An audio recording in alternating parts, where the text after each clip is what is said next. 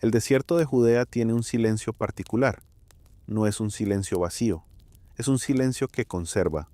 En alguna parte, entre piedra caliza y grietas estrechas, hay cuevas que apenas dejan pasar el aire. Y fue en ese paisaje, en Qumran, donde los primeros hallazgos dejaron una imagen difícil de olvidar. La posibilidad de que detrás de una vasija de barro hubiera algo más. Según los relatos del descubrimiento, bastó un golpe, un sonido seco contra la cerámica y la intuición inmediata de que el polvo estaba cubriendo un objeto que no debía estar ahí por accidente. Algo oscuro, enrollado, frágil, un rollo. No hace falta convertirlo en leyenda. El hallazgo ocurrió, los fragmentos existen, y lo que nos obligan a aceptar es simple y contundente. Antes de cualquier debate moderno, antes de cualquier mito de Internet, hubo manos humanas copiando textos y guardándolos en el borde del desierto. Porque entre los rollos del Mar Muerto encontrados en ese paisaje áspero, existen fragmentos arameos de un texto que hoy muchos conocen como el Libro de Enoc, no como un rumor, no como una leyenda contada de boca en boca, fragmentos copiados, preservados, guardados, manuscritos que estuvieron ahí esperando siglos como si su única función fuera recordarnos una cosa, que este libro circuló, que fue leído, que fue importante para alguien, y sin embargo, si estuvo ahí, si fue copiado con paciencia por manos humanas, si sobrevivió al clima, al olvido y a la arena, ¿por qué no está en la mayoría de las Biblias? Antes de responder, conviene mirar lo que este texto se atreve a decir, porque Enoc no se limita a enseñar moral. Enoc habla de vigilantes, ángeles que descienden, habla de gigantes nacidos de una transgresión, habla de viajes guiados por seres celestes, de lugares del más allá descritos como territorios y hasta de un cielo que parece dibujado con reglas, mapas, ciclos, medidas, y por encima de todo, un juicio final descrito con una potencia que, incluso hoy, incomoda. Sabemos que ocurrió una cosa, Enoc fue copiado y circuló en el mundo antiguo.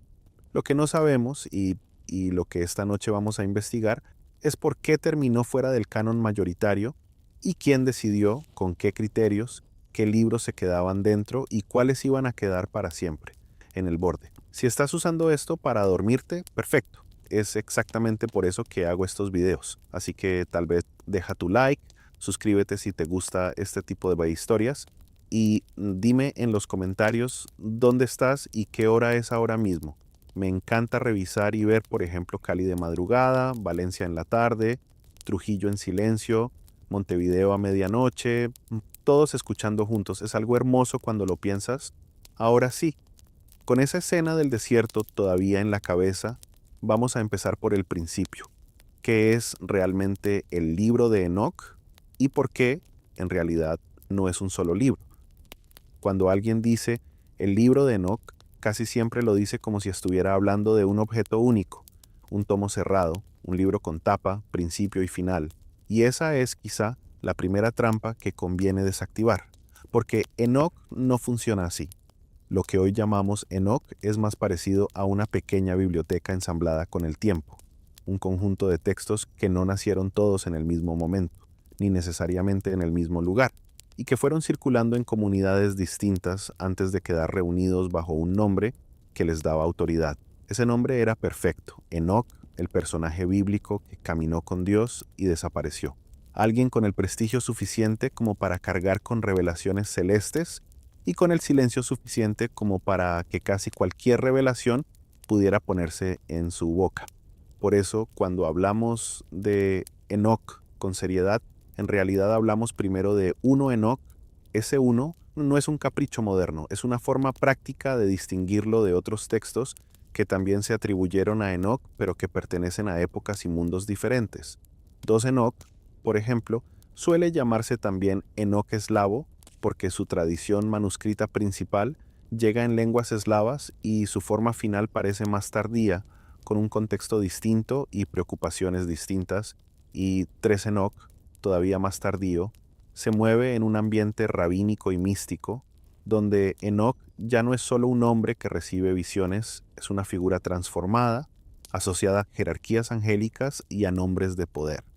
Dicho de manera simple, si pones uno Enoc, dos Enoc y tres Enoc uno al lado del otro, No estás viendo capítulos de un mismo libro, estás viendo parientes lejanos que comparten un apellido famoso. En el centro de nuestro viaje está uno Enoc, porque es el que aparece ligado a tradiciones antiguas y el que dejó huellas más profundas en el imaginario apocalíptico que floreció antes y alrededor del nacimiento del cristianismo. Ahora bien, incluso uno Enoc tampoco es una sola voz, es una obra compuesta por secciones grandes, cada una con su tono, su objetivo y su historia. Y entender esas secciones es esencial para no perderse, porque Enoc puede parecer un río único, pero en realidad es un delta, varias corrientes que se juntan. La primera gran sección suele llamarse el Libro de los Vigilantes. Ahí aparece la escena que volvió a Enoc inolvidable, seres celestes que descienden, un pacto, una ruptura y una explicación alternativa del mal en el mundo. No es solo fantasía, es una forma de responder una pregunta brutal. Si el mundo está tan torcido, ¿de dónde salió esa torsión? Enoc responde con una historia en la que el desorden moral tiene raíces cósmicas y eso cambia el tamaño del problema y el tamaño del castigo. Luego vienen las parábolas, a veces llamadas similitudes. Esta parte tiene un pulso distinto. Se acerca a escenas de tribunal, de justicia final, de una figura exaltada que representa el juicio y el orden definitivo. Es uno de los núcleos más discutidos, porque toca ideas que resuenan con fuerza en la imaginación religiosa posterior. Aquí conviene ir con cuidado, no para rebajar su importancia, sino para no convertirla en un atajo. Enoc no es una profecía sencilla que apunta a una sola cosa. Es un texto que vive en una época donde las comunidades estaban produciendo lenguaje para hablar de justicia, poder y destino. Otra sección es el llamado libro astronómico, y este suele sorprender a quien llega buscando solo ángeles y gigantes, porque de pronto el texto se vuelve casi técnico. Describe trayectorias, ciclos, puertas del cielo, calendarios. ¿Por qué? Porque en la antigüedad el tiempo no era un asunto neutral. El calendario ordenaba la vida, cuándo celebrar, cuándo ayunar, cuándo marcar lo sagrado. Un calendario podía ser literalmente una bandera. Así que Enoc no solo te cuenta el origen del caos, también te ofrece un cosmos con engranajes, como si dijera, el universo tiene una estructura y el tiempo correcto es parte de esa estructura. Después aparecen las visiones oníricas, donde la historia se cuenta con símbolos, a veces como si fueran animales en conflicto, como si la memoria de un pueblo se comprimiera en imágenes para resistir persecuciones y derrotas. Este Enoc no está mirando solo estrellas, está mirando su propia historia y la historia de su gente, pero desde un ángulo que la vuelve universal y, a la vez, enigmática. Y finalmente, una sección que suele agruparse como epístola, donde el tono se vuelve más exhortativo, más moral, más directo. Enoc no solo narra, advierte, y al advertir dibuja una línea clara entre el orden y el desorden, entre el poder injusto y la justicia que todavía no llegó, pero llegará. 5 grandes partes, 5 voces que, aunque se conectan, no siempre parecen haber nacido juntas. Por eso, cuando alguien afirma con seguridad, Enoc escribió esto, conviene frenar, no porque el texto no tenga valor, sino porque el valor no depende de esa afirmación. Lo que la investigación histórica sugiere es otra cosa, que distintas comunidades produjeron y transmitieron estos materiales durante un arco amplio de tiempo, a menudo situado entre los siglos II y I antes de nuestra era para piezas centrales, con debates y matices, y que más tarde esos materiales quedaron reunidos bajo un nombre que funcionaba como sello de autoridad. Y aquí aparece una idea clave para todo lo que sigue. Si Enoc es una compilación, entonces su destino también pudo ser fragmentario. Algunas partes circularon más, otras menos. Algunas fueron aceptables para ciertos grupos y problemáticas para otros. Y cuando, siglos después, las comunidades cristianas y judías fueron definiendo qué textos quedaban en el centro y cuáles en el borde, Enoc no fue juzgado como un bloque homogéneo, sino como una constelación de piezas. En otras palabras, antes de preguntar por qué lo excluyeron, primero hay que entender qué cosa exactamente se estaba evaluando, porque no se estaba evaluando un libro sencillo, se estaba evaluando una biblioteca entera ensamblada bajo un mismo nombre y cargada de cielos, calendarios, juicios y criaturas que todavía hoy, cuando se leen en voz baja, se sienten peligrosamente vivas, y con esa claridad, recién ahora, podemos acercarnos al Enoc bíblico, el de apenas unas líneas, para ver cómo un personaje casi mudo terminó convirtiéndose en una de las voces más ruidosas de la antigüedad.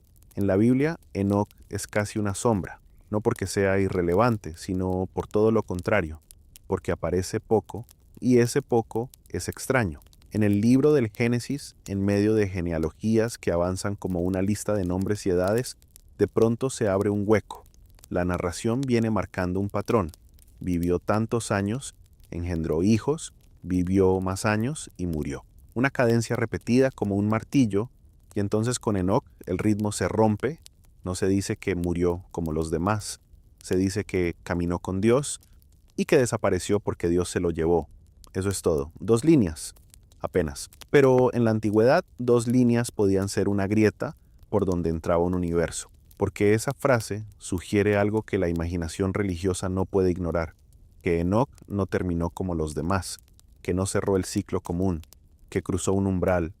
Y cuando una tradición afirma que alguien cruzó el umbral, inmediatamente nace una pregunta. ¿Qué vio del otro lado? ¿Qué aprendió? ¿Qué escuchó? ¿Qué le mostraron? Enoc se vuelve, así, el personaje perfecto para cargar revelaciones. Es un nombre antiguo, casi sin biografía, sin contradicciones narrativas, sin demasiados detalles que puedan desmentirlo. En otras palabras, es usable, y esa palabra, aunque suene fría, describe un mecanismo real del mundo antiguo. Cuando una comunidad necesitaba explicar por qué el mal parecía tener raíces profundas, o por qué el poder injusto dominaba, o por qué el tiempo sagrado debía ordenarse de cierta manera, buscaba una voz con autoridad, y la autoridad en culturas de tradición se buscaba en el pasado. Ahí entra un fenómeno que hoy llamamos pseudepigrafía. Suena técnico, pero la idea es simple: atribuir un texto a una figura venerada del pasado para darle peso. No era necesariamente un engaño en el sentido moderno. A veces era una forma de decir, esto no viene de mí como individuo, viene de una tradición más grande. Estoy escribiendo bajo el paraguas de un nombre que representa una escuela, una visión, un linaje espiritual. En un mundo donde el prestigio residía en lo antiguo, firmar con un nombre antiguo era una manera de hacer que un mensaje nuevo pudiera ser escuchado. Y Enoc tenía algo que pocos nombres tenían: una conexión explícita con lo divino y, además, un final abierto. No murió, fue llevado. Esa es la clase de frase que, en un contexto apocalíptico, se transforma en una licencia narrativa casi infinita. Por eso, cuando empiezan a circular textos atribuidos a Enoc, no están inventando un personaje, están explotando una posibilidad. Están tomando esa grieta del Génesis y ampliándola hasta convertirla en una puerta. Ahora bien, aquí aparece la tensión histórica que hace que todo nuestro tema se vuelva más complejo. En los primeros siglos de la era cristiana, las comunidades discutían con intensidad qué escritos debían leerse como autoridad, qué textos eran escritura, cuáles eran útiles pero secundarios, cuáles eran peligrosos, cuáles eran demasiado locales. Era un proceso largo, desigual, no una decisión única tomada en un solo día, y en ese proceso Enoc tenía una presencia incómoda. Era popular en ciertos círculos, influía en el lenguaje sobre ángeles, demonios y juicio final, pero también era un texto que no estaba dentro del conjunto hebreo, más aceptado por las tradiciones judías que se volvieron dominantes. Y entonces ocurre algo que, para un debate de canon, es como arrojar una chispa a un cuarto lleno de polvo. En la carta de Judas, un texto breve del Nuevo Testamento, aparece una cita que coincide con tradición enoquiana, una frase que habla del Señor viniendo con multitudes para ejecutar juicio, para condenar a los impíos por sus obras. Judas introduce esa cita como profecía asociada a Enoc. Esto es delicado por 2 motivos. El primero, porque muestra que en ciertos ambientes cristianos tempranos, Enoc no era una rareza marginal. Era suficientemente conocido como para ser citado como autoridad moral. No se cita lo que nadie conoce, y menos en una carta que busca advertir y corregir. El segundo, porque abre una pregunta que durante siglos iba a incomodar a teólogos y copistas. Si un autor del Nuevo Testamento cita una tradición asociada a Enoc, ¿Eso vuelve escritura a Enoc? ¿O solo indica que la frase era útil, conocida y compatible con un mensaje, sin que el libro entero sea aceptado como canónico? Ahí está el punto fino que muchas veces se pierde. Citar no es canonizar. Incluso hoy un sermón puede citar a un poeta, a un filósofo o a un historiador sin convertirlo en parte de la Biblia. En la antigüedad pasaba algo similar, aunque con fronteras más difusas. Había textos respetados, leídos, comentados, que alimentaban el imaginario religioso sin ser canon en sentido estricto. La frontera entre autoridad y escritura existía, pero no siempre era una línea clara y compartida por todos. Para algunos, Judas, citando Enoc, podía ser un argumento a favor. Si Judas lo usa, ¿por qué no lo aceptamos? Para otros era un problema. Si Judas usa una tradición externa, eso no obliga a canonizar la fuente, solo muestra que conocía ese lenguaje. Y para otros, el problema era todavía más profundo. ¿Qué pasa si el contenido de Enoc, su cosmología, sus vigilantes, sus detalles sobre el cielo, se vuelve teológicamente incómodo para una doctrina que está consolidándose? Aquí, Enoc deja de ser solo un libro extraño. Se convierte en un campo de batalla silencioso sobre cómo se construye la autoridad religiosa. Y mientras tanto, la figura bíblica de Enoc, esa sombra mínima del Génesis, sigue ahí, sosteniendo todo el peso sin hablar.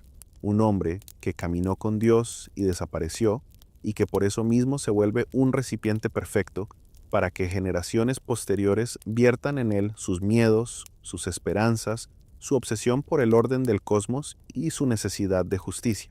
Porque cuando el mundo se siente injusto, lo que una comunidad busca no es solo explicación, busca respaldo. Busca que su visión del universo no sea una opinión reciente, sino una verdad antigua. Y entonces, casi sin darnos cuenta, ya estamos parados en el umbral del próximo paso. Si Enoc se vuelve tan atractivo como vos, ¿qué tipo de mundo tuvo que existir para que esas revelaciones fueran necesarias? ¿Qué crisis, qué tensiones, qué esperas hicieron que la apocalíptica, esa manera de mirar detrás del velo, se convirtiera en el idioma favorito de tantos? Con esa pregunta abierta, entramos al contexto que produjo Enoc, el tiempo histórico donde el cielo se volvió un mapa, porque la tierra ya no alcanzaba para explicar lo que estaba ocurriendo. Para entender por qué un texto como Enoc pudo nacer, circular y volverse tan influyente, hay que dejar por un momento los cielos y bajar a la tierra, a la vida cotidiana de las comunidades que lo copiaron, lo leyeron y lo escucharon, porque Enoc no aparece en una época tranquila, aparece en un mundo donde la sensación de injusticia no era una idea filosófica, sino una experiencia diaria, un mundo donde el poder cambiaba de manos, donde los imperios entraban y salían, donde las reglas podían imponerse desde lejos y con violencia, y donde la identidad religiosa se convertía al mismo tiempo en refugio y en campo de batalla.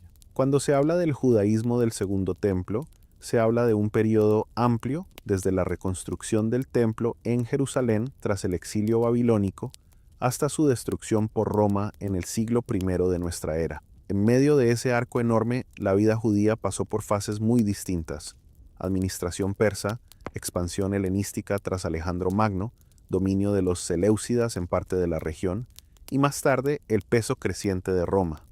Cada cambio de poder no era solo una bandera nueva, era una reorganización de impuestos, de élites locales, de alianzas, de lenguas, de costumbres, de lo permitido y lo prohibido. En ese contexto, la religión no era un asunto privado, era identidad colectiva, era ley, era calendario, era memoria, era la forma en que un pueblo decía estos somos, mientras el mundo alrededor insistía en decirle estos serán, y ahí aparece una tensión que alimentó como pocas el surgimiento de literatura apocalíptica, la distancia entre lo que se creía justo y lo que se veía real. Si Dios es justo, ¿por qué prospera el injusto? Si existe una alianza sagrada, ¿por qué se humilla al fiel? Si el mundo tiene un orden moral, ¿por qué el poder parece premiar lo contrario? Enoc y otros textos emparentados en sensibilidad nacen de ese choque. No son morbo, son una respuesta, una manera de recuperar control narrativo cuando la experiencia parecía decir que el control ya no existía. Ahí entra la apocalíptica como género. La palabra apocalipsis en su origen no significa destrucción, significa revelación, quitar un velo, mostrar lo que está detrás, y eso explica por qué estos textos son tan insistentes con lo invisible. Ángeles, demonios, tronos, libros celestiales, juicios, mapas del cielo. No es una obsesión por lo extraño en sí mismo, es una estrategia para explicar un mundo donde lo visible no alcanza. La apocalíptica funciona como una tecnología narrativa. Toma el dolor de una comunidad y lo traduce en un esquema del universo. Le dice al lector, lo que te pasa no es absurdo, hay fuerzas en juego, hay un conflicto real, aunque no lo veas. Hay una contabilidad moral, aunque hoy parezca que nadie paga. Hay un final del proceso, aunque ahora no lo percibas. Y hay otra función todavía más práctica, permitir hablar del poder sin nombrarlo de frente. En épocas de persecución, censura o control, el lenguaje directo puede ser peligroso. El lenguaje simbólico, en cambio, puede viajar. Por eso estos textos usan bestias, cuernos, ejércitos celestiales, criaturas que representan imperios y personajes antiguos como máscara de autoría. No porque quieran confundir por deporte, sino porque el símbolo protege. Crea una especie de código común para quienes comparten la experiencia y a la vez dificulta que el mensaje sea neutralizado por quien domina. En ese mundo, además, la vida religiosa estaba lejos de ser uniforme, había pluralidad, había discusiones internas sobre pureza, sobre el rol del templo, sobre la autoridad de los sacerdotes, sobre cómo interpretar la ley, sobre qué calendario era el correcto, sobre hasta qué punto el contacto con costumbres helenísticas era tolerable o corruptor. Esa pluralidad es clave. No existía un solo judaísmo con una sola voz, había comunidades y corrientes que discutían intensamente, y esa discusión también se escribe. Por eso, Enoc puede sonar a veces como un texto que no solo acusa al mundo exterior, sino también a sectores internos, élites corruptas, jueces injustos, líderes que, desde la mirada de la comunidad que escribe, han traicionado el orden. El mal no está solo afuera. El mal también puede estar dentro, disfrazado de autoridad legítima. En esa mezcla de dominación externa y disputa interna, la apocalíptica ofrece algo muy específico, un tribunal superior. Si aquí los tribunales fallan, entonces existe un tribunal que no falla. Si aquí el poderoso compra justicia, entonces existe una justicia que no se compra. Si aquí la historia parece ser escrita por el vencedor, entonces existe un libro en el cielo donde la historia verdadera está registrada. Ese es el motor humano. No se trata de inventar monstruos, se trata de sostener la esperanza sin negar la realidad. Se trata de decir, lo que estamos viviendo es terrible, pero no es el final y además no es todo lo que existe. Ahora, hay un riesgo moderno cuando leemos estos textos, tratarlos como si fueran predicciones literales del futuro, como si hubieran sido escritos para describir nuestro mundo exacto. Ese enfoque suele fallar por una razón simple. La apocalíptica, como género, habla del futuro para hablar del presente. Usa el mañana como lente para juzgar el hoy. Construye un final para ordenar el caos actual. Su función principal no es adivinar fechas, es revelar sentido, denunciar injusticia y reconfigurar el mapa moral del universo. Cuando entiendes eso, Enoc cambia de forma. Ya no es un objeto extraño caído del cielo.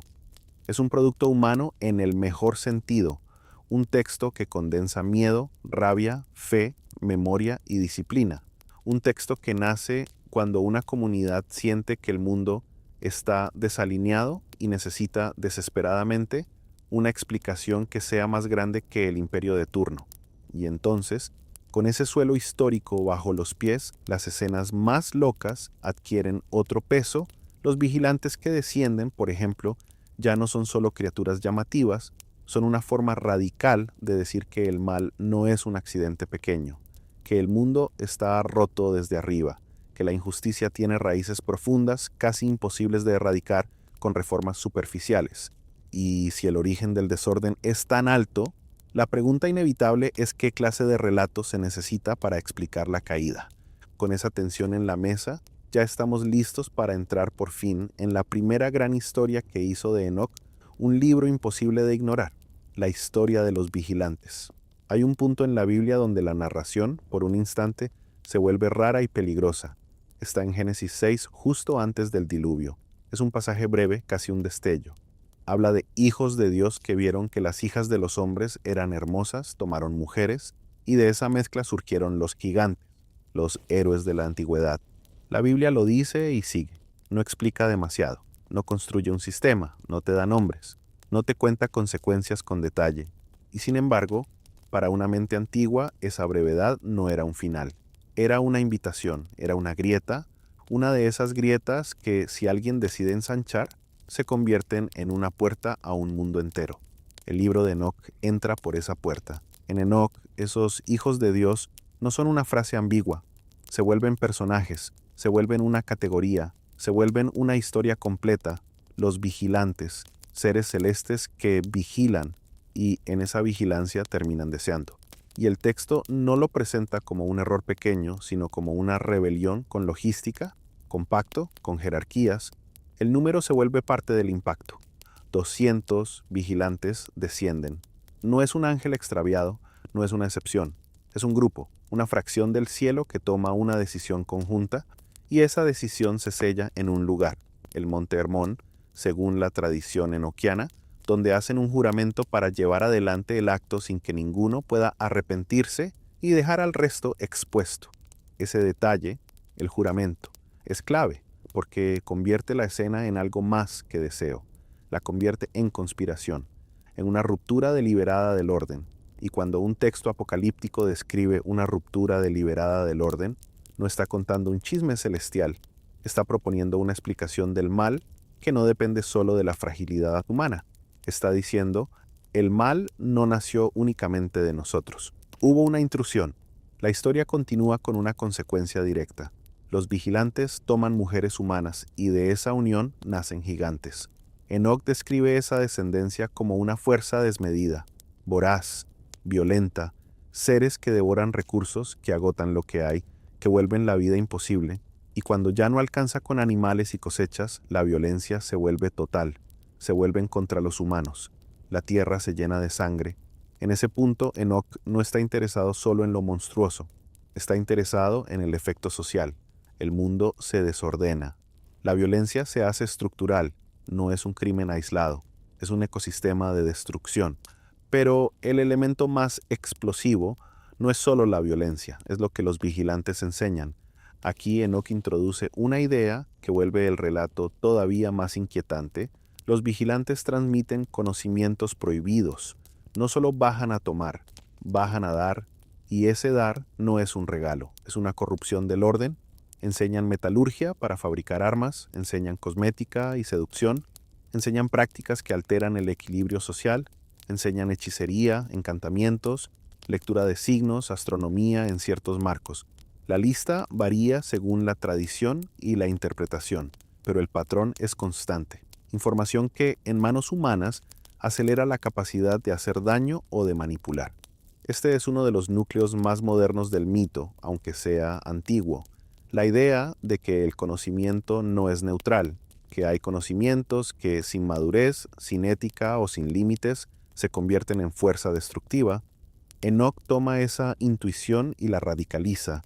El conocimiento peligroso no nace en la evolución lenta de una cultura, sino en una filtración desde el mundo celestial.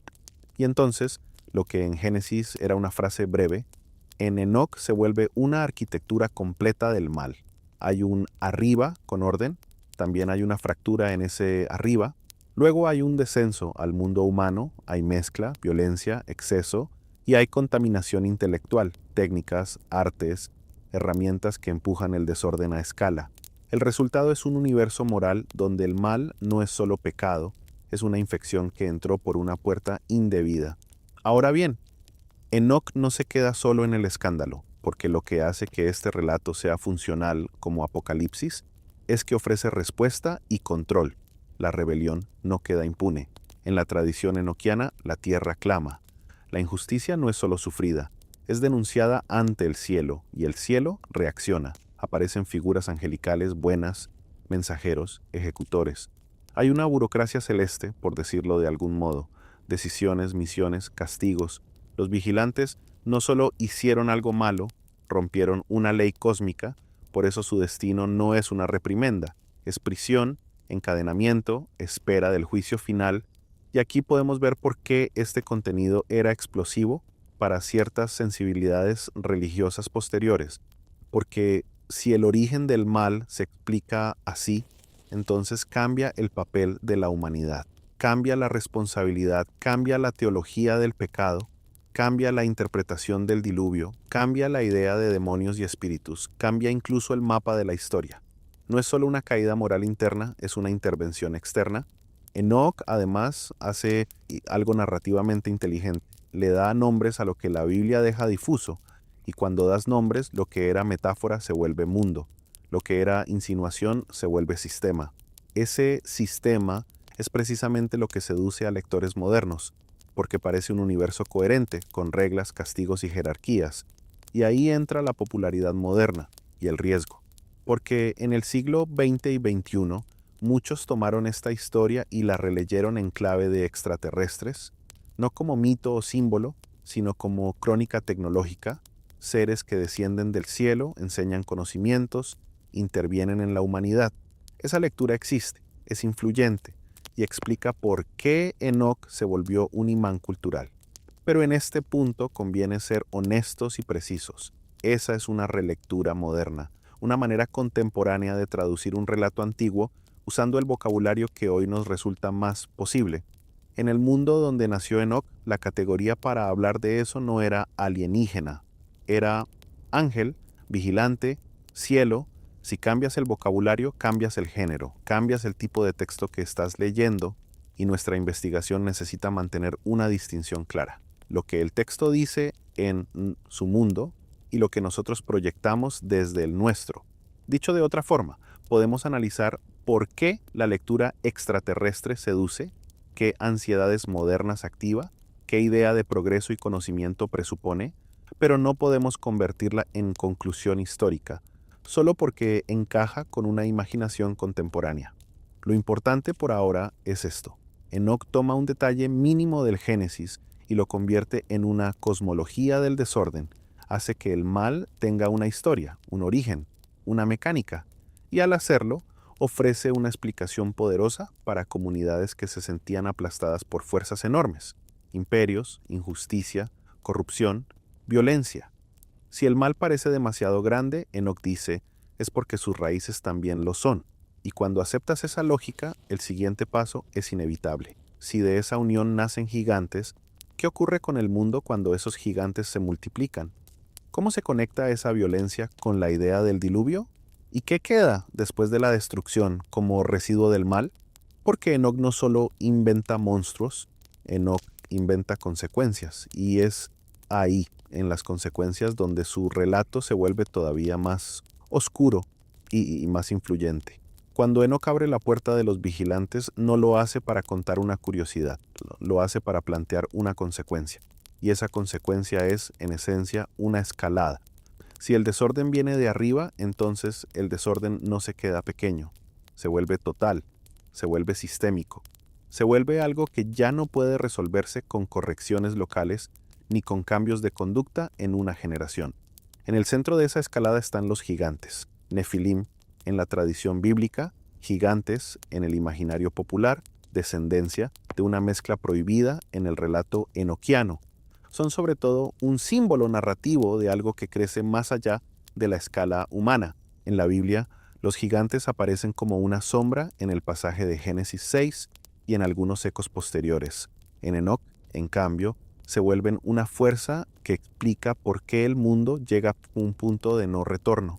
No son solo enemigos grandes, son el desborde, la prueba de que se cruzó una frontera. Si existen, significa que el orden natural fue alterado.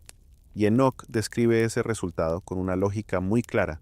Los gigantes consumen, agotan, destruyen, no solo por hambre física, sino por hambre moral. Se transforman en el modelo perfecto del poder sin límites, toman lo que quieren, cuando quieren, y la tierra se convierte en un escenario de agotamiento. La violencia deja de ser un accidente, se vuelve rutina. Esa idea, la violencia como rutina, es el verdadero horror del relato, porque ahí es donde Enoch conecta con el sentimiento de su época, un mundo donde la injusticia parecía repetirse, donde el poder podía aplastar sin consecuencias, donde la vida del débil tenía poco peso.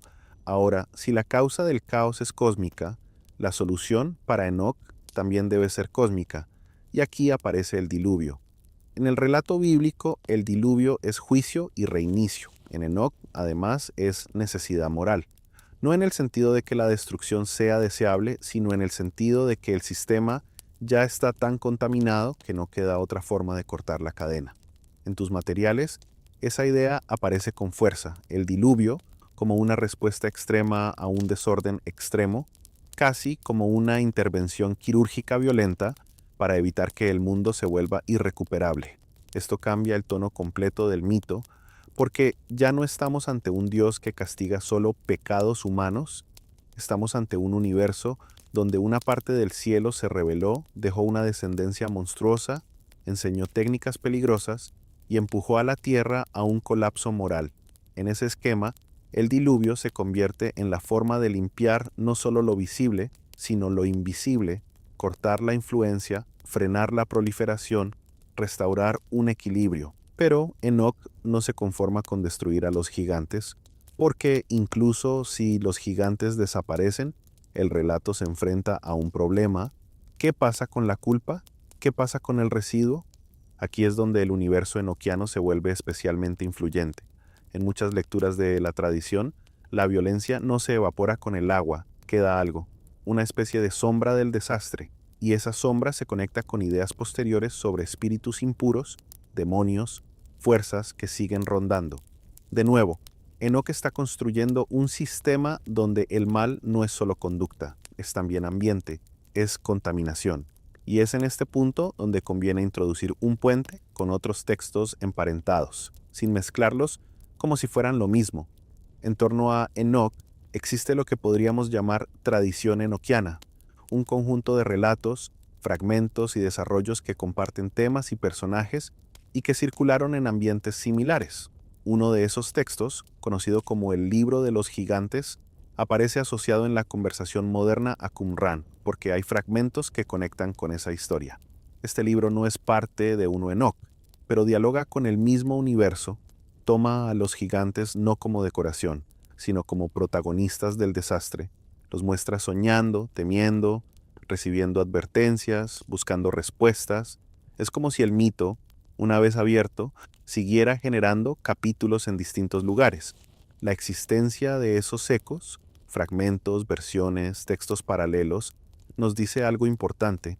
El relato de los vigilantes y los gigantes no era un detalle marginal, era un núcleo fértil, un núcleo que generaba más relato, más interpretación, más necesidad de explicación.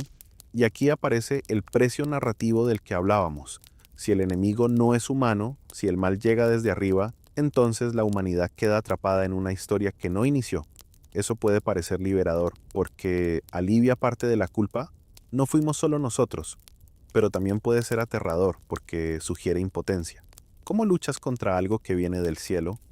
Enoch resuelve esa tensión de una manera que explica su éxito. Dice que hay un orden superior que también actúa, que no todo el cielo se rebeló, que existe una justicia que, aunque tarde, se aplica, y que la historia humana, por terrible que sea, no está cerrada dentro de la jaula de un imperio, ni dentro de la violencia de una generación. Está inserta en un conflicto más amplio, donde el tribunal definitivo no está en la tierra. Ahora bien, para no perdernos, conviene marcar una diferencia con cuidado. Cuando hablamos de Enoch como libro, hablamos de un texto específico con sus secciones. Cuando hablamos de tradición enoquiana, hablamos de un conjunto más amplio, fragmentos en Qumran, textos paralelos, desarrollos posteriores. Ambos se alimentan, pero no son idénticos, y esa distinción importa porque una de las razones por las que Enoch terminó siendo tan discutido es precisamente esta. Su universo se expandía, crecía, contagiaba ideas y lenguaje a otros textos, a otras comunidades, a otras imaginaciones. No era un libro quieto, era un ecosistema, y un ecosistema así, con gigantes como símbolo de desorden total y un diluvio entendido como necesidad moral, plantea una pregunta inevitable para cualquier tradición que intenta definir su centro. ¿Hasta qué punto aceptas un relato donde el mal tiene raíces celestes, donde la culpa se reparte entre cielo y tierra y donde el castigo alcanza escala de cataclismo? Porque ahí Enoc deja de ser solo impactante, se vuelve teológicamente incómodo. Y ese tipo de incomodidad con el paso de los siglos pesa. Lo que viene ahora es entrar en otra dimensión del mismo universo. Si Enoc puede describir el origen del mal con tanta precisión mítica, también se atreve a describir el mapa del más allá. No como una metáfora suave, sino como un territorio, como si el otro mundo tuviera puertas, rutas y regiones, y ese viaje, ese recorrido guiado por un ser celestial, es parte de lo que volvió a Enoc tan difícil de olvidar. Si los vigilantes explican por qué el mundo se desordenó, el viaje por los cielos explica otra cosa, porque ese desorden no es el último capítulo. Enoc no solo acusa, Enoc muestra, y lo que muestra no es una idea abstracta, sino un mapa. Hay una razón por la que estos pasajes siguen fascinando incluso a quien no comparte la fe de quienes los escribieron, porque el texto hace algo muy concreto, convierte el más allá en un territorio. No te dice simplemente habrá juicio, te hace caminar hacia el juicio, no te dice existen castigos, te lleva a ver lugares donde el castigo ya parece estar preparado.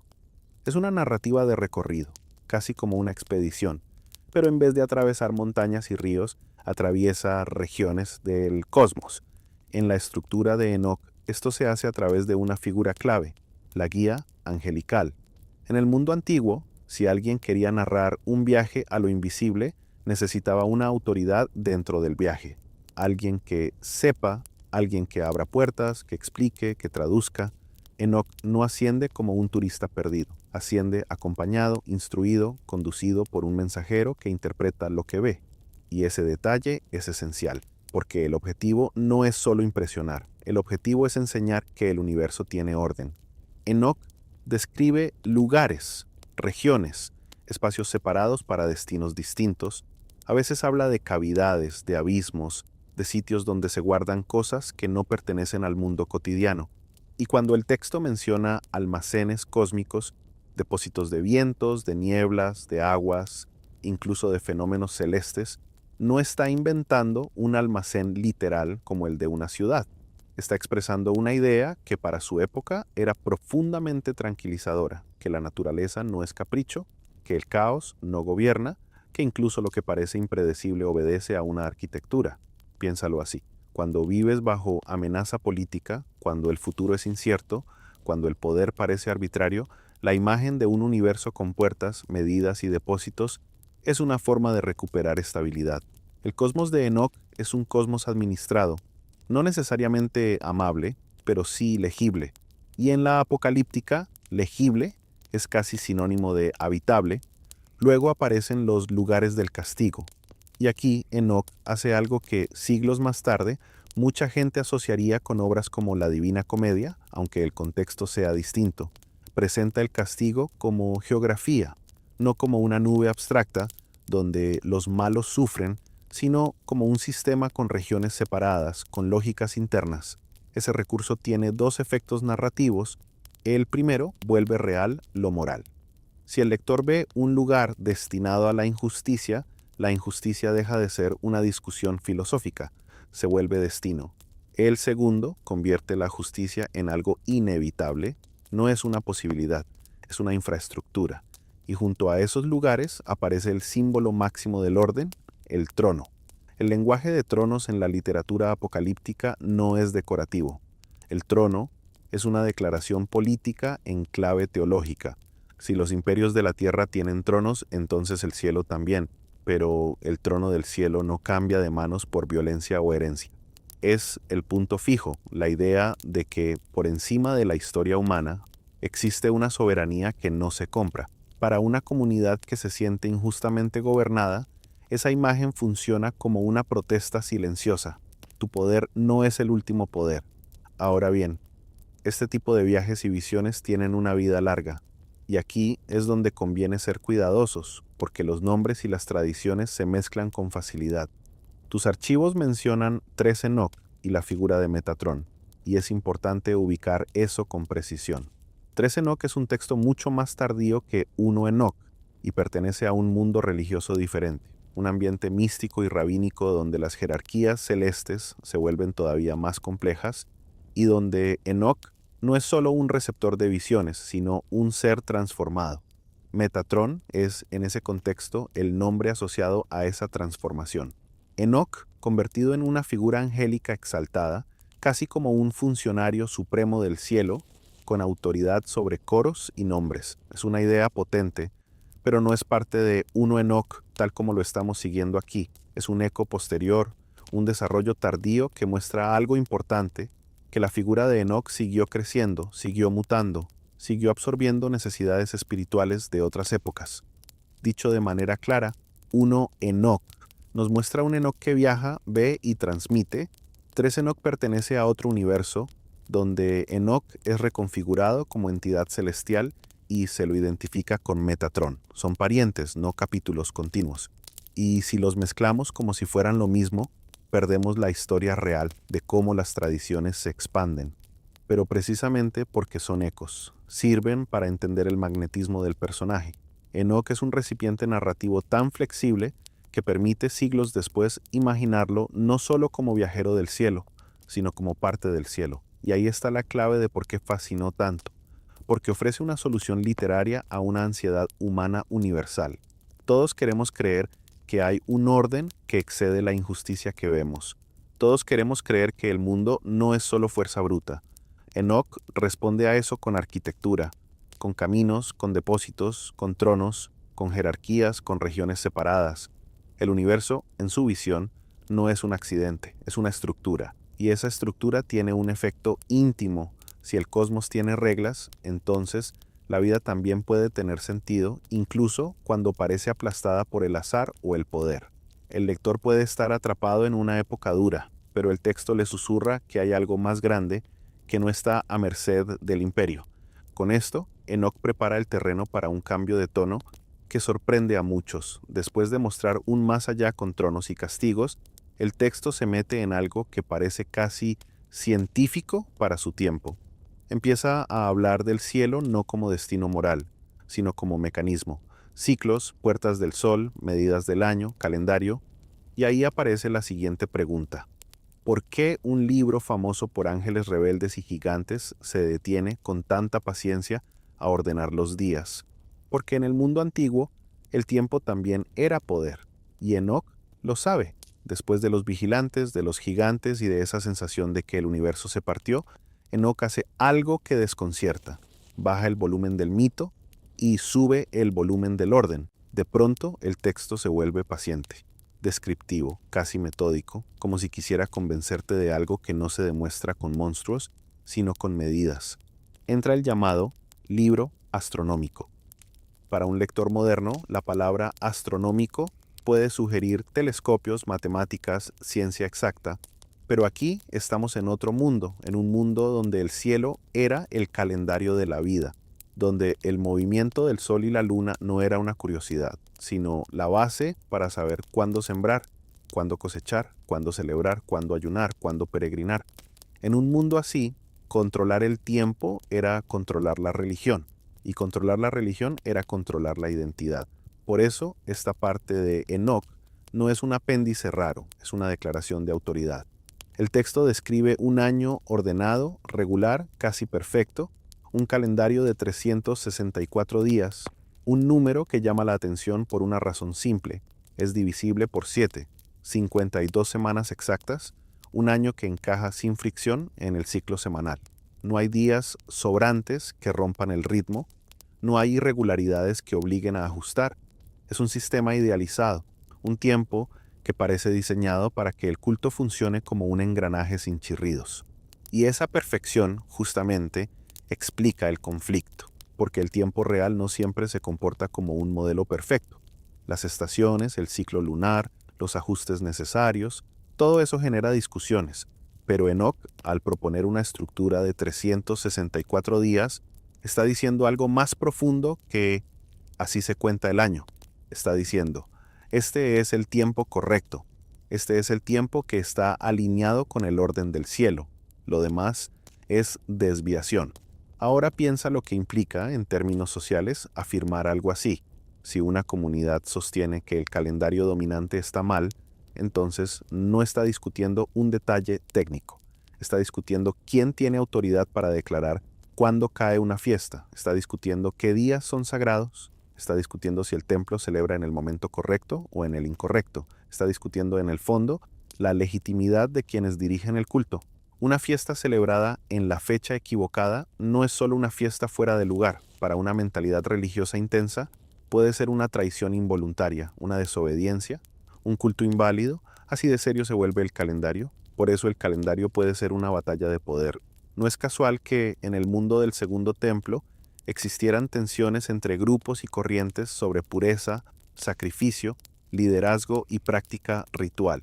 El calendario entra en esa disputa como un arma silenciosa. No hace falta levantar ejércitos para desafiar al centro, basta con afirmar que el centro está equivocado en el conteo del tiempo. Si el centro se equivoca en el tiempo, entonces se equivoca en lo sagrado.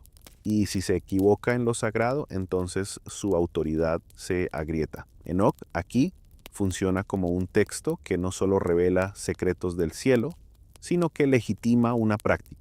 Por eso el contenido astronómico se presenta con solemnidad. El conocimiento viene de arriba, de un guía celestial, como si el cielo mismo dictara el calendario correcto. No es un cálculo humano disputable, es revelación. Y en este punto aparece un parentesco importante con otros textos antiguos que tus materiales mencionan, jubileos. Jubileos también presenta un interés fuerte por el calendario y por una manera de ordenar el tiempo que se siente pura, estructurada, alineada con un ideal de orden. Esto no significa que Enoc y Jubileos sean el mismo libro ni que pertenezcan automáticamente a la misma pluma o comunidad exacta. Significa que comparten una sensibilidad, la idea de que el tiempo correcto es parte de la fidelidad y que la historia sagrada se organiza en ciclos que deben respetarse. Ese parentesco revela una obsesión común. En un mundo donde el poder político podía imponer normas, el tiempo era un espacio donde una comunidad podía resistir. No con violencia, sino con ritmo. No con armas, sino con calendario.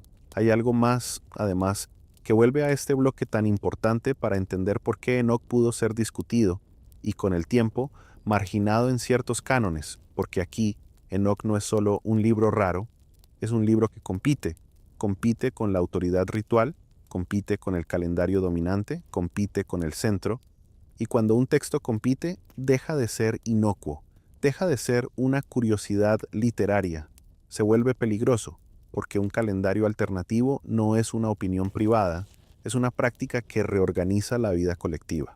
Si tú y tu comunidad celebran cuando el templo no celebra, estás declarando separación, estás diciendo, nuestro reloj no es el tuyo.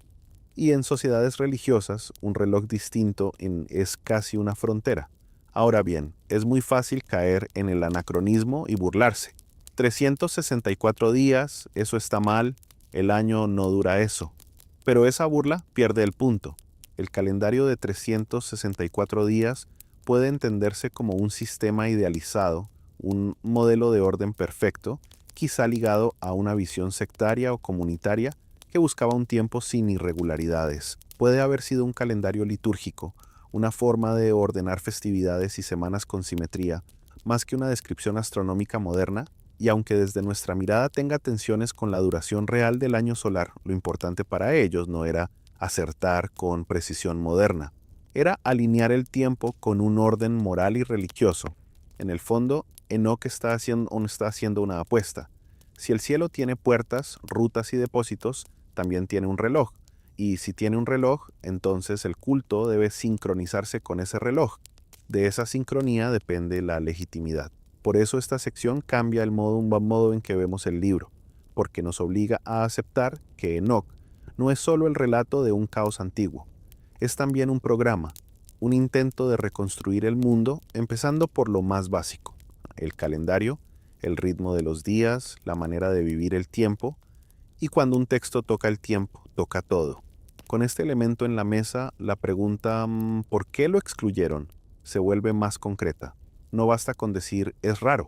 Un texto puede ser raro y aún así tolerable. Lo que vuelve a Enoc realmente tenso es que su rareza no es decorativa, es normativa. Afecta cómo se entiende el mal, cómo se entiende la justicia, cómo se entiende el cielo y cómo se vive el calendario.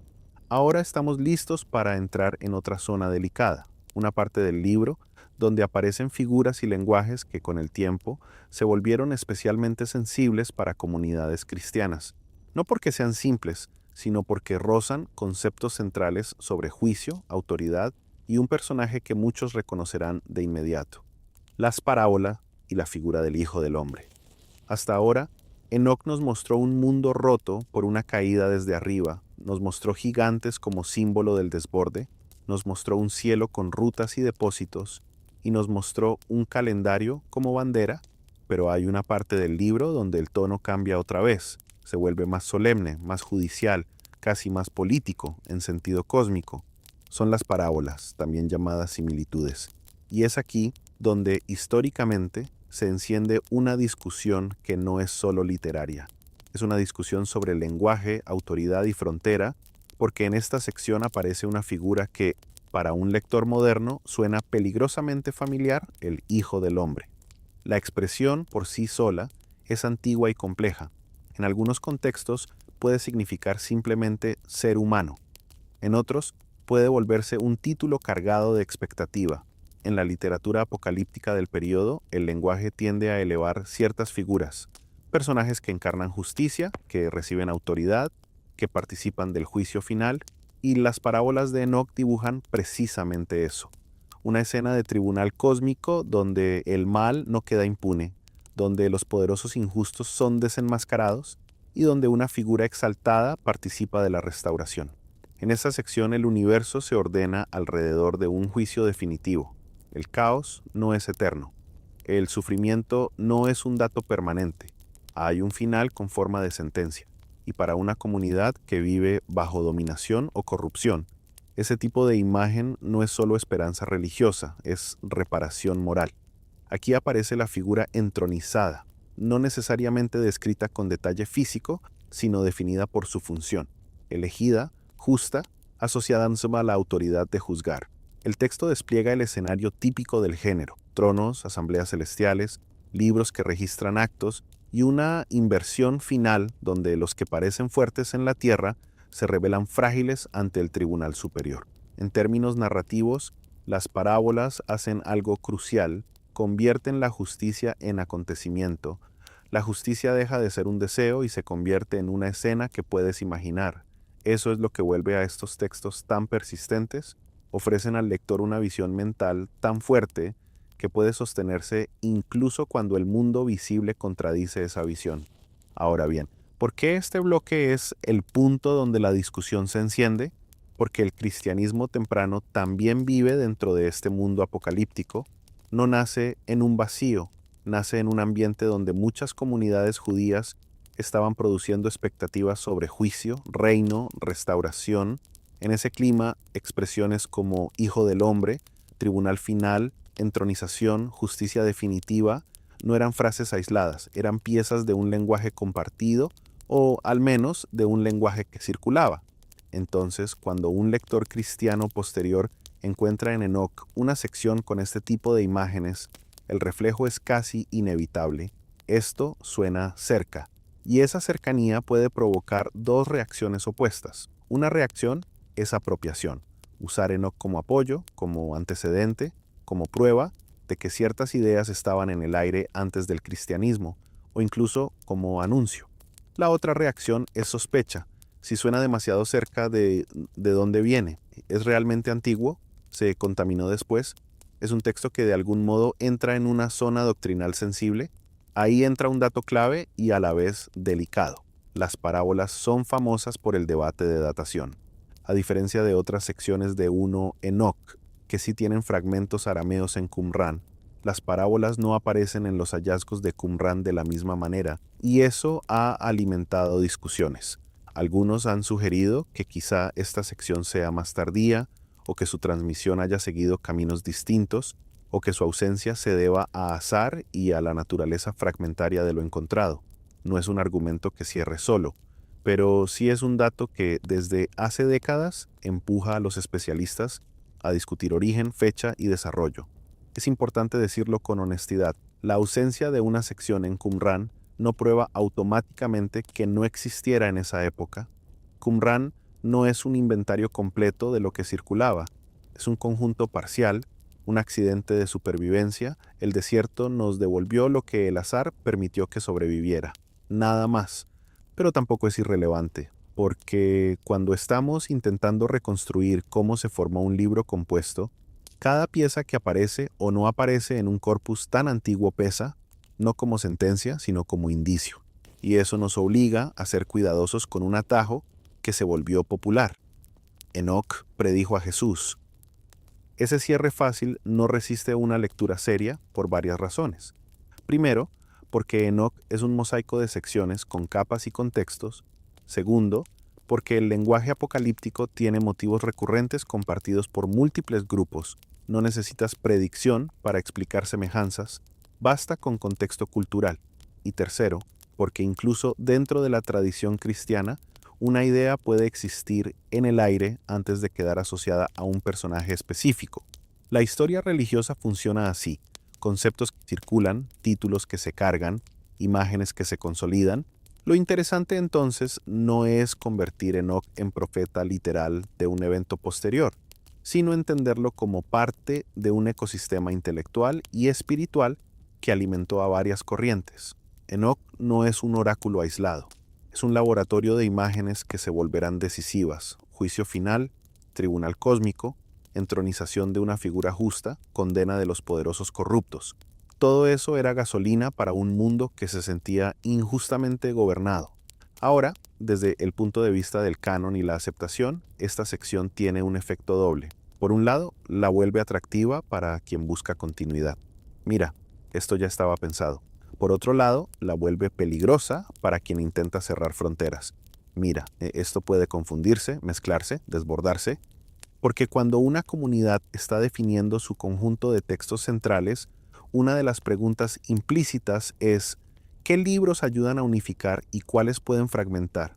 Y Enoc, con un lenguaje tan potente y tan cercano a debates sensibles, podía funcionar como elemento de fragmentación.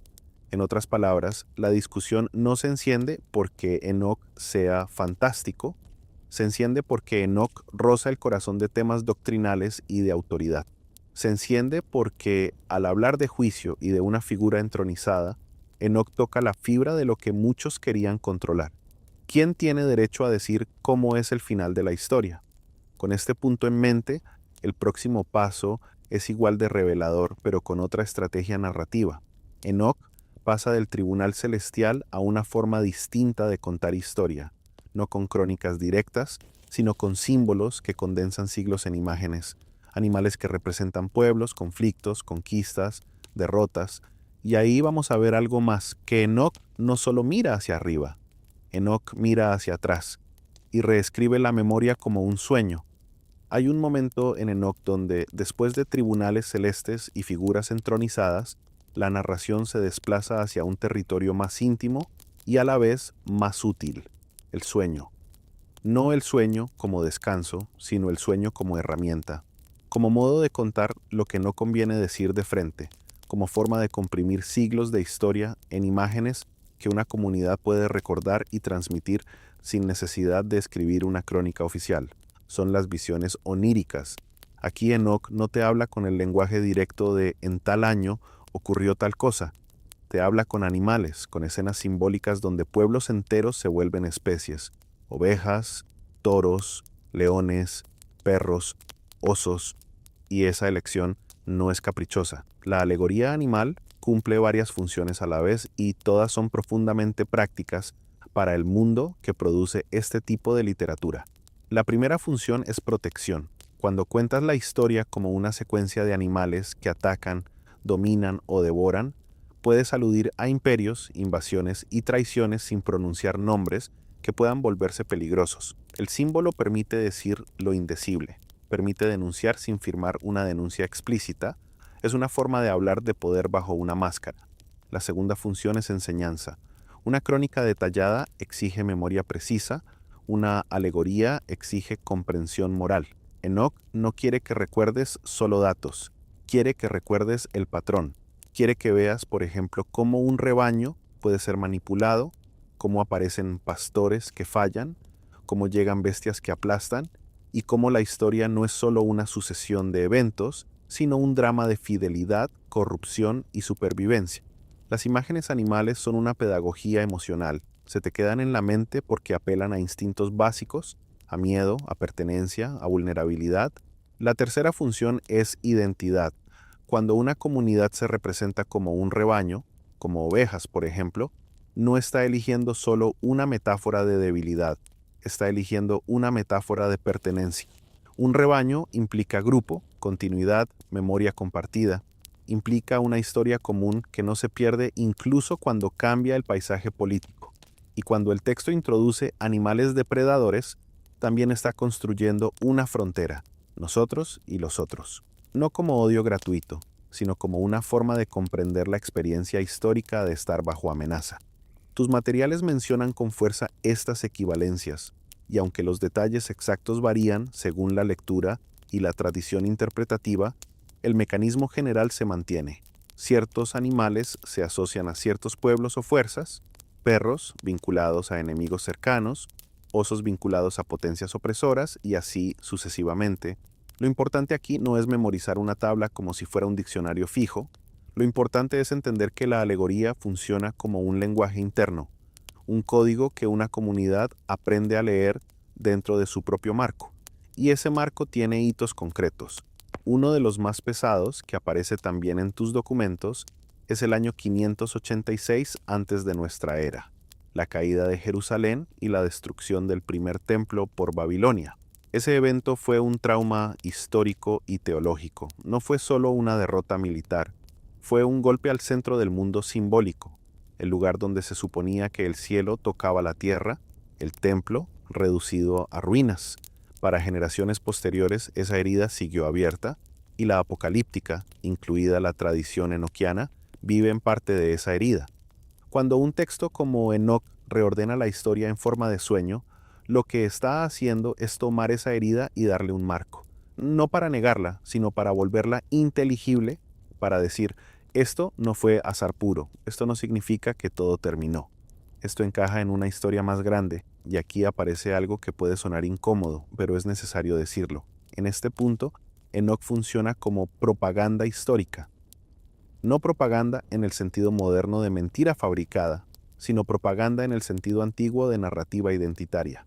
Una historia contada con intención, una historia que selecciona, enfatiza y organiza los eventos para sostener una visión del mundo.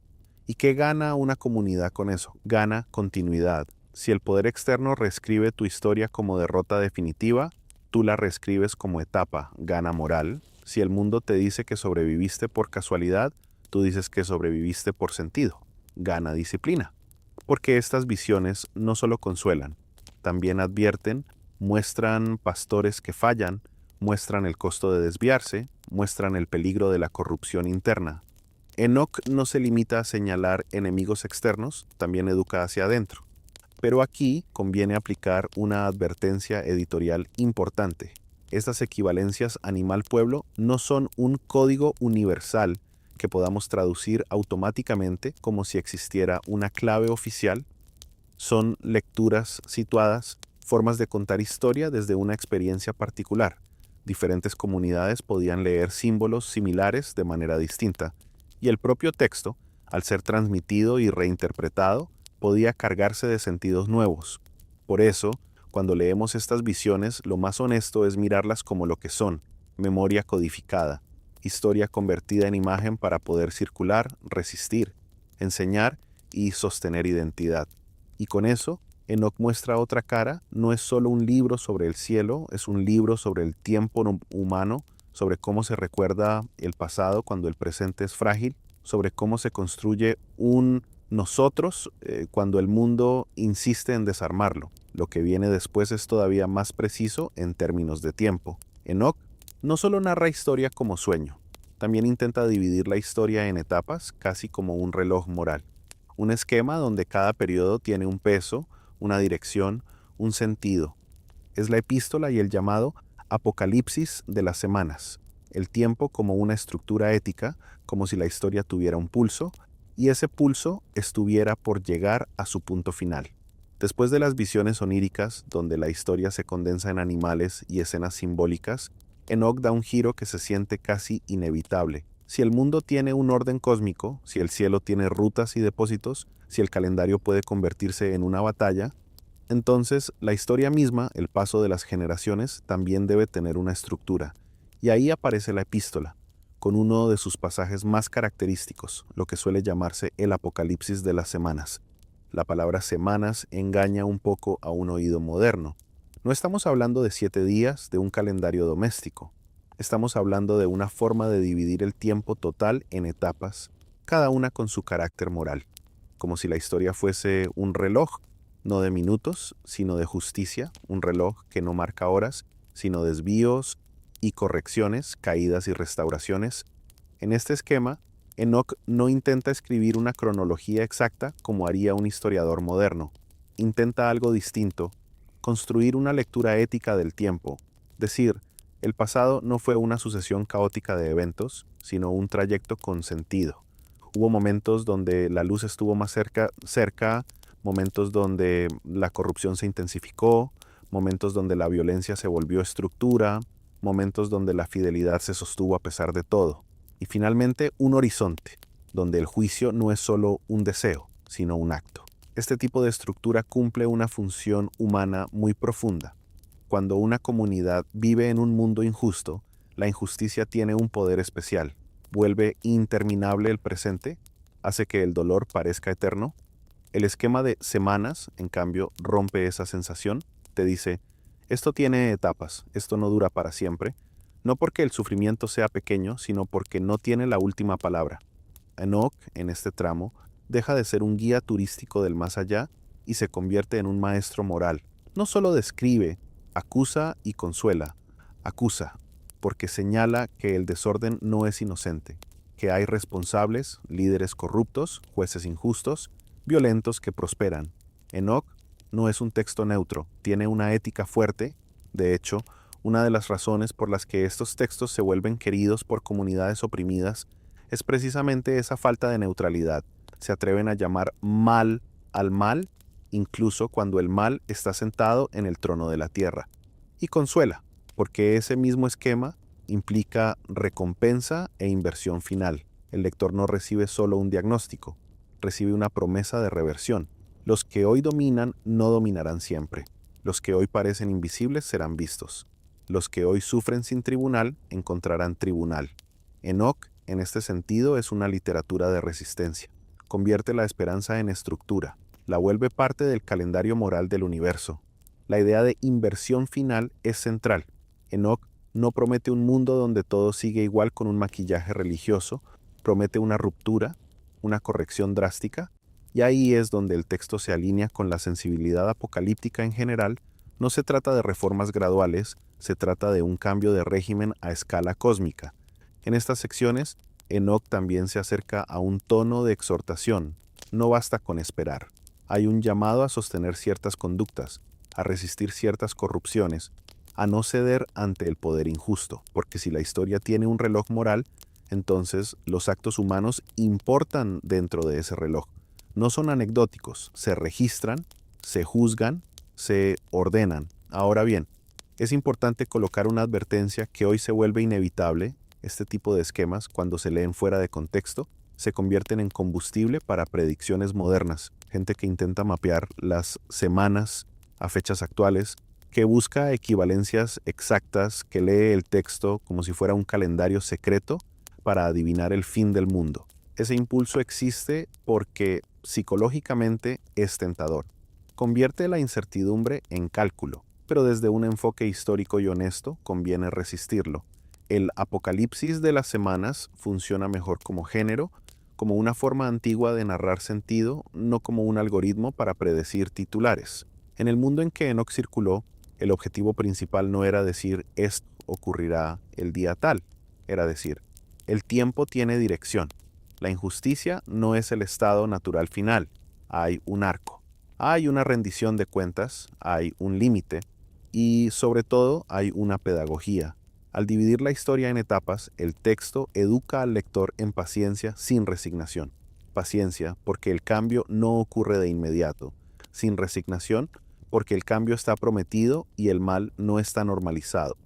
Este tramo, además, prepara el terreno para algo que será decisivo en nuestra pregunta central sobre el canon, porque cuando un texto se presenta como reloj moral, como esquema total de historia y juicio, no solo está ofreciendo consuelo, está compitiendo con otras lecturas autorizadas del tiempo, está diciendo, esta es la interpretación correcta de la historia, este es el marco, y esa clase de pretensión, aunque sea espiritual, influye en cómo las comunidades posteriores deciden qué textos toleran en el centro y cuáles prefieren mantener en los márgenes.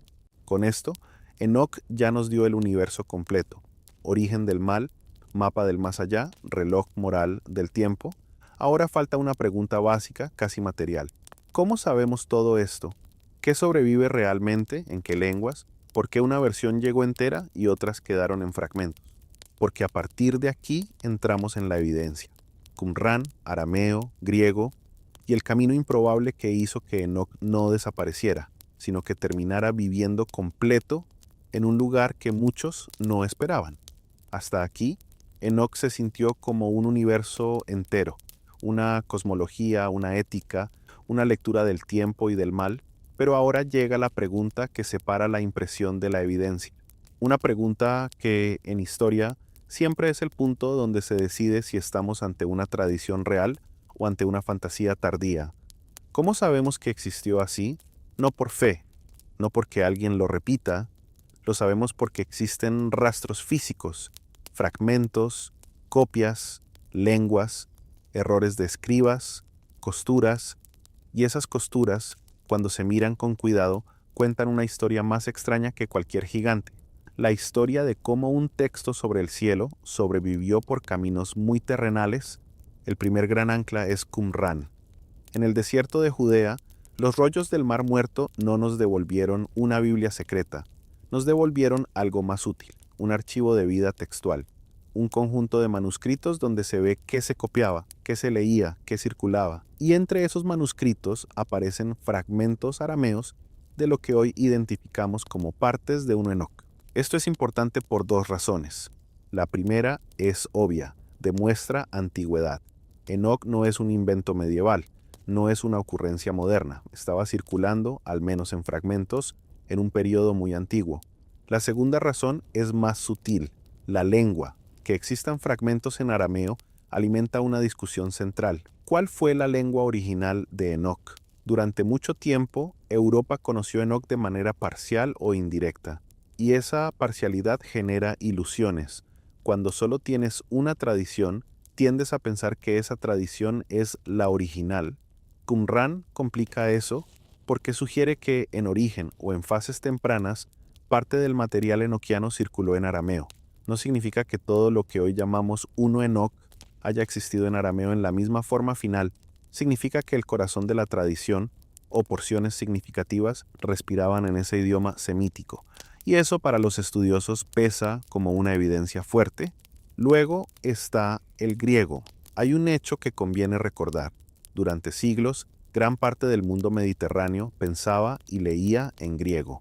Las comunidades judías de la diáspora y más tarde muchas comunidades cristianas vivieron dentro de ese idioma. Y Enoch también dejó huellas ahí, no siempre como un libro completo, sino como fragmentos y citas, como material que circulaba en piezas. Los fragmentos griegos, entre ellos los asociados a Acmim, funcionan como una ventana parcial a una tradición que en gran medida se perdió en ese mundo lingüístico. Son como trozos de vidrio de una vasija rota, no te devuelven el recipiente entero, pero prueban que existió y te dejan ver el tipo de forma que tenía. Te muestran que Enoch también vivió en el ámbito griego, que fue copiado, leído y transmitido, aunque no haya sobrevivido completo en ese circuito. Y aquí aparece la parte más improbable de la historia. ¿Por qué entonces la versión completa termina viviendo en Etiopía? Esta es una de esas ironías de la transmisión cultural. La supervivencia de un texto no depende solo de su importancia en abstracto, depende de copistas, bibliotecas, guerras, cambios de liturgia, modas teológicas, incendios, humedad, insectos, abandono institucional. Depende de qué comunidades lo adoptan como propio y lo vuelven parte de su práctica religiosa. Depende de si un texto se lee en público o queda como curiosidad privada. En el caso de Enoc, la tradición que conservó el texto completo en forma continua fue la etíope en lengua ge'ez. Ge'ez es una lengua litúrgica que se volvió vehículo de escritura religiosa en Etiopía. En esa tradición, Enoc no quedó como apéndice sospechoso, quedó vivo, copiado, aceptado, integrado. Tus materiales señalan este hecho y aquí conviene armar la idea con cuidado. No es que alguien escondió el libro y Etiopía lo salvó como acto de rebeldía. Lo que vemos es algo menos cinematográfico y más real, transmisión desigual. En algunas zonas del mundo cristiano y judío, Enoc fue perdiendo centralidad, no necesariamente por una orden única, sino por un proceso. Discusiones sobre canonicidad, preferencia por textos reconocidos de manera más universal, sospechas sobre ciertos contenidos, cambios de enfoque teológico y, muy importante, la simple dinámica de copia. Los textos que se copian menos sobreviven menos. Con el paso de los siglos, una obra puede desaparecer no porque la quemen, sino porque deja de ser copiada. Y en un mundo sin imprenta, dejar de copiar equivale lentamente a dejar de existir. En Etiopía, en cambio, Enoc quedó dentro de un canon más amplio, se mantuvo como escritura y por eso se siguió copiando. Y ahí está la clave. La supervivencia completa de Enoc no es un milagro abstracto, es una consecuencia de pertenencia. Esto también nos enseña una lección incómoda sobre lo que llamamos la Biblia. No hubo una única lista universal desde el principio. Hubo familias de cánones, tradiciones que convergieron en algunos libros y divergen en otros. Enoc es uno de esos puntos donde la divergencia se vuelve visible. Y entonces la evidencia material, puesta en fila, nos deja una imagen muy nítida. Primero, fragmentos arameos en el desierto de Judea que prueban antigüedad y ayudan a discutir lengua original. Luego, fragmentos griegos que muestran que Enoc circuló también en el mundo mediterráneo. Y, finalmente, una tradición etíope que preserva el texto completo en ge'ez porque lo adoptó como parte central de su herencia. Cada una de esas piezas por separado podría parecer insuficiente, pero juntas forman una línea de transmisión plausible. No perfecta, no continua en todos los lugares, pero real. Una línea que explica por qué hoy tenemos un Enoc completo por una vía y un Enoc fragmentario por otras. Y con esto el misterio cambia de naturaleza. Ya no estamos preguntando ¿existió? Eso queda en gran medida respondido por los manuscritos. Ahora volvemos a la pregunta más peligrosa: si existió y circuló, si incluso fue citado y tuvo influencia, ¿por qué en el proceso de definir qué era escritura para la mayoría, Enoc quedó afuera? Y para responder eso, vamos a tener que desmontar una idea que mucha gente trae sin darse cuenta. La idea de que hubo un momento único donde lo sacaron, como si el canon fuera una puerta y alguien decidiera cerrarla. La verdad es más lenta y más humana. El canon se formó por uso, por prestigio, por criterios, por disputas y por el simple hecho de quién copiaba qué. Eso es lo que viene ahora, porque la pregunta ¿lo excluyeron? Quizá esté formulada de una manera engañosa, y entender esa trampa es el paso necesario para contestar el título con precisión. La pregunta del título suena simple: ¿por qué excluyeron el libro de Enoc de la Biblia? Y sin embargo, esa pregunta ya trae escondida una imagen que distorsiona el problema, la imagen de un interruptor, como si Enoc hubiera estado dentro, alguien lo hubiera sacado afuera y listo, como si existiera una sola Biblia, una sola lista universal y una sola reunión donde se tomó la decisión final. La historia real casi nunca funciona así. Cuando hablamos de canon, hablamos de un proceso lento, irregular, humano, hecho de copias, lecturas públicas, prestigio, controversias, idiomas, regiones y algo que rara vez se menciona: hábitos. Un canon, en la práctica, es el resultado de lo que una comunidad lee una y otra vez hasta que ya no puede imaginar su identidad sin esos textos. No nace como decreto, se consolida como costumbre. Por eso conviene cambiar el marco. Enoc no fue expulsado de una Biblia única. Enoc quedó fuera del canon mayoritario como resultado de siglos de selección y estabilización, en distintos lugares y con criterios que fueron madurando con el tiempo. Empecemos por el canon judío. En el mundo judío del Segundo Templo circulaban muchos escritos. Algunos eran centrales, otros eran interpretativos, otros eran polémicos, otros eran edificantes.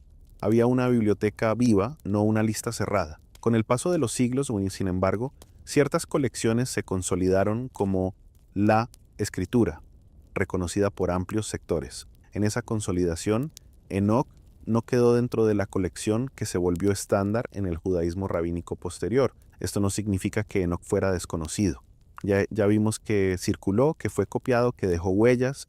Significa que cuando se estabilizó la idea de qué textos eran el núcleo normativo, Enoc no fue parte de ese núcleo, y esa decisión, más que una prohibición teatral, fue una preferencia institucional, priorizar textos en hebreo o arameo con cierta recepción y centralidad, y dejar fuera otros escritos que, aunque influyentes, eran menos uniformes o más debatidos. Luego viene el cristianismo temprano. Los primeros cristianos heredaron escrituras judías, pero también heredaron el ambiente cultural del Segundo Templo, donde textos como Enoc podían ser conocidos y apreciados. Por eso no sorprende que Enoc haya circulado y haya sido leído en ciertos círculos. Tampoco sorprende la cita en Judas. Es un reflejo de ese ecosistema donde ciertas tradiciones estaban en el aire y podían funcionar como material moral y teológico. Pero a medida que el cristianismo crece, se expande geográficamente y se institucionaliza, aparece un problema práctico. ¿Qué textos van a ser leídos en todas partes como base común? Cuando una comunidad es pequeña, puede tolerar bibliotecas diversas. Cuando se vuelve transregional, necesita un núcleo. Y para formar ese núcleo, los criterios se vuelven más estrictos. Entre esos criterios, uno adquiere un peso enorme, recibido por los judíos, o dicho de forma más precisa, coherente con la colección judía que se reconoce como escritura. No porque los cristianos obedecieran a un comité judío, sino porque necesitaban continuidad y legitimidad histórica. Si el cristianismo decía heredar las escrituras de Israel, entonces los textos que Israel reconocía como escritura tenían una fuerza especial, y los textos que Israel no reconocía de manera amplia quedaban en una zona ambigua, útiles, interesantes, incluso venerables, pero discutibles como canon universal. A esto se suma un criterio gemelo, uso universal. Un libro que se lee mucho en una región, pero casi nada en otra, tiene menos posibilidades de convertirse en parte del núcleo común. El canon, en parte, es el resultado de la logística cultural, lo que se copia, lo que se traduce, lo que se recita, lo que se enseña de forma estable. Y aquí entra el punto fino que complica la historia de Enoc, el testimonio de algunos autores cristianos antiguos que registran rechazo explícito. Jerónimo, por ejemplo, registra en sus discusiones sobre escritos y autoridad que, en su entorno, muchos lo rechazaban. Y lo más interesante es el motivo que aparece una y otra vez en la conversación antigua, la cita de Judas. Judas cita una tradición asociada a Enoc, y eso obliga a los lectores a tomar postura. Algunos responden, si Judas lo cita, debe ser verdadero. Otros responden, Judas puede citarlo sin convertirlo en escritura, como se citan otros textos útiles. Y otros, todavía más defensivos, responden, si el libro de Enoc no es recibido como escritura, entonces la cita no obliga a canonizarlo. Este es un mecanismo típico de la historia del canon. Un texto periférico se vuelve problema cuando toca un texto central. Y Judas era central para la comunidad cristiana. Enoc no necesariamente. De modo que Enoc queda atrapado en una especie de paradoja. Es suficientemente influyente como para dejar huellas en el lenguaje religioso, pero suficientemente discutido como para no ser aceptado como base universal. Y ahora viene la parte que suele generar decepción, porque no es una escena de prohibición dramática, pero es más real. A menudo un libro desaparece del centro no porque alguien lo queme, sino porque deja de copiarse. Cuando un texto entra en zona de sospecha, se copia menos. Cuando se copia menos, circula menos. Cuando circula menos, se vuelve raro. Cuando se vuelve raro, las comunidades lo consideran no universal, y esa falta de universalidad refuerza la decisión de dejarlo fuera del canon. Es un ciclo que se retroalimenta. Por eso, decir un concilio lo prohibió y listo es un cliché que simplifica demasiado. ¿Hubo concilios y listas? Sí, pero el proceso real es más parecido a una sedimentación, capas de práctica y criterio que se acumulan hasta que la lista parece obvia. Y cuando por fin parece obvia, ya es tarde. El texto que quedó afuera puede seguir siendo leído por algunos, pero ya no tiene la fuerza de lo central. Enoc entonces no fue expulsado como un criminal, fue desplazado como un libro que no logró o no pudo cumplir ciertos criterios de estabilidad y aceptación amplia en el canon mayoritario. Eso no lo vuelve falso, no lo vuelve irrelevante, lo vuelve una pieza que quedó en los bordes y que precisamente por quedar en los bordes terminó ganando esa fama moderna de prohibido, oculto, censurado.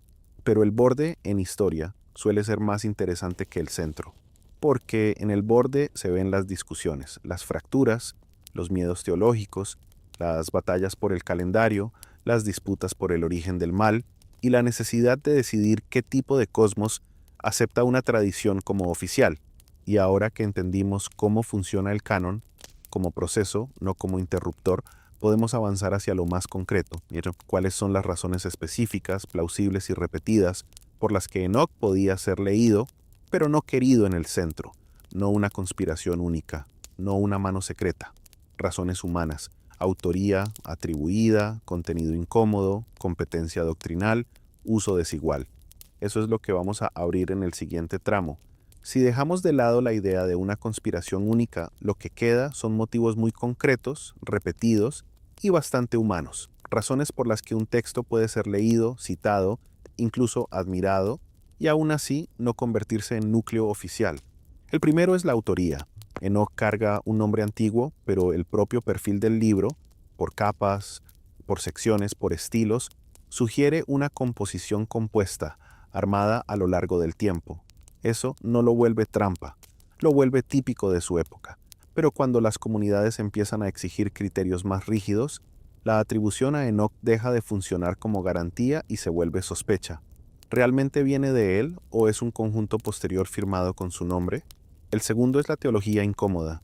Enoc no se limita a decir Dios juzga, construye un universo con vigilantes que descienden, ángeles que se mezclan con humanas, una demonología implícita, jerarquías celestes, geografía del castigo, calendarios revelados. Para algunos grupos eso era fascinante, para otros era demasiado. No porque fueran ignorantes, sino porque estaban intentando fijar doctrinas y evitar que el centro se llenara de narrativas que abrieran demasiadas puertas interpretativas. El tercero es el criterio más silencioso, pero quizá el más decisivo: uso desigual. Un libro se vuelve canónico cuando se lee en público, se enseña de manera estable y atraviesa regiones. Enoc tuvo prestigio, sí, y dejó huellas claras, pero no alcanzó una universalidad litúrgica comparable a otros textos. Y en un mundo sin imprenta, lo que no se copia de forma constante termina perdiendo lugar. Y después está el cuarto elemento, más moderno, pero útil para entender su destino cultural, su deriva. En la actualidad mucha gente lo lee como si fuera crónica de extraterrestres o tecnología antigua. Esa lectura no explica por qué quedó fuera en la antigüedad, pero sí explica por qué se volvió un imán contemporáneo. Enoc es tan visual y tan abierto que permite relecturas radicales. Justamente eso, esa capacidad de desbordar, es parte de lo que lo vuelve incómodo para un canon que busca límites claros. En resumen, Enoc no cae por una sola razón, sino por un patrón: autoría atribuida pero compuesta, contenido teológico expansivo, recepción no universal y una potencia narrativa que, en manos de distintas épocas, siempre tiende a escaparse del centro. Con esto ya podemos entender por qué el gran giro de la historia es tan llamativo. En un lugar del mundo cristiano, Enoc no fue marginal, fue escritura, y ese hecho por sí solo cambia el mapa. Y aquí aparece la excepción que obliga a corregir la mirada. Porque si Enoc hubiera sido rechazado por el cristianismo en bloque, la historia sería simple, pero no lo fue. En Etiopía y en la tradición eritrea emparentada, Enoc no quedó como curiosidad ni como lectura marginal. Quedó como escritura. Se copió, se leyó, se integró a un canon vivo. Mientras en otras regiones el texto se volvía cada vez más raro, allá seguía teniendo lugar como parte legítima de la herencia sagrada. Esto nos revela algo fundamental. Cuando decimos la Biblia, a menudo hablamos como si existiera una sola lista cerrada desde el inicio. En realidad, la historia muestra familias de canon, un núcleo compartido por muchas tradiciones cristianas, sí, pero también bordes distintos, expansiones, colecciones más amplias. Lo que en Occidente se volvió estándar no agotó la diversidad de recepción cristiana. Por eso, el caso etíope/eritreo no demuestra que el resto esté equivocado, demuestra que la historia fue plural, que el cristianismo no se desarrolló como una línea única, sino como un mapa con rutas regionales. En algunos lugares, el criterio de uso universal dejó fuera a Enoch, en otros, el uso local lo sostuvo y lo volvió central. Y esa pluralidad cambia el sentido mismo del misterio. Enoch no es solo un libro excluido, es un libro desplazado en la mayoría y conservado como escritura en una tradición concreta. No cayó del todo, no desapareció. Quedó vivo en un lugar donde la cadena de copia y lectura nunca se rompió. Con esa idea llegamos al cierre, responder el título con precisión, sin conspiración, y dejar una pregunta humana final sobre memoria, autoridad y lo que sobrevive cuando el tiempo decide por nosotros.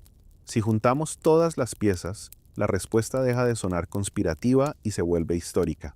Enoch no fue borrado de una Biblia única, como si alguien hubiera arrancado páginas en secreto. Fue marginado mientras el canon mayoritario se estandarizaba.